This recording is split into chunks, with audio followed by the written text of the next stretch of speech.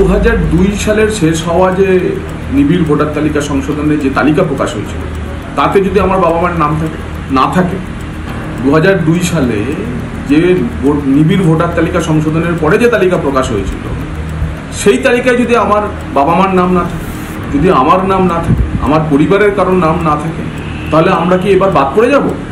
একেবারেই না। বিহারের যে নোটিফিকেশন প্রকাশ হয়েছে, সম্ভবত সেটি সারা দেশে প্রকাশিত হবে।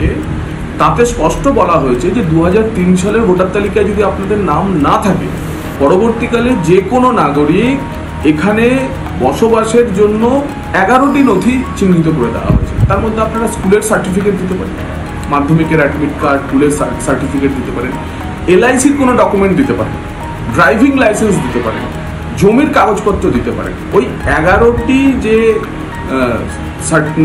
নথি প্রমাণের কথা বলেছে, তার যে কোনো একটি সহ আবেদন করলেই তাদের নাম ভোটার তালিকায় থাকবে।